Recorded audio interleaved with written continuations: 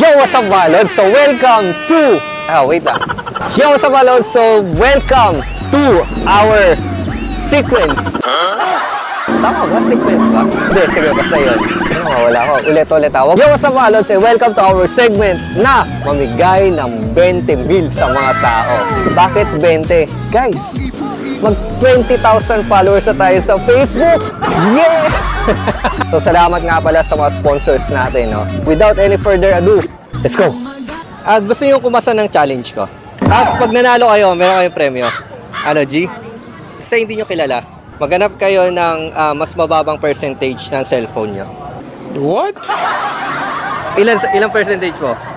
95. 95? Kasi tatanungan mo 100. Sige po. Okay, sige, hawakan mo to. Tapos hanap ka na ng stranger na tanongin mo yung battery. Ate, pwede magtanong? Ilan na po yung percentage ng phone niyo? Ay, ma'am, pao. 44%. Uy! Ayun, oh. Nanalo si ate. Thank you. Ano mo itong 2,000? Okay lang.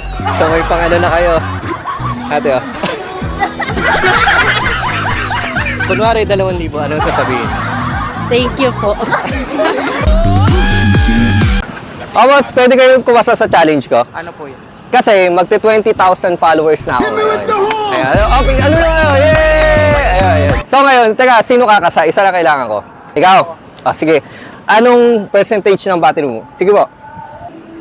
56. 56. So ang challenge ko, kung sino sa kasama mo, yung mas mababang percentage ng battery mo, may premyo ka sa akin. Ano, G? Sige. Tignan mo na kung ano yung percentage ng cellphone nila. Sige. Ilang percentage ng battery mo? Batasa. Wala sa'yo. Ilan sa'yo? 82. 80. 70. Talo. Pero dahil, alam mo naman, binigyan tayo ng 20 mil, pipigyan pa rin natin siya, di ba? Palakpan naman natin. Ito na, saan yung pera? Dahil mabait tayo, di ba? So kahit talo, bibigyan natin ng 20 mil! Yes! Yes, congrats! Gagawa ko sa 20 pesos. Ano na to yan? Pang pastil namin. Gusto nyo kumasa ng challenge? Ano pong challenge? Truth or dare. Tapos, kung ano sa dalawa yung magawa mo, meron kang premyo sa akin. Kasi mag 20,000 followers na tayo. Ayun, no? Palakpak naman kayo, dali. Yay! Ayun. Okay, stop na. So, ikaw na.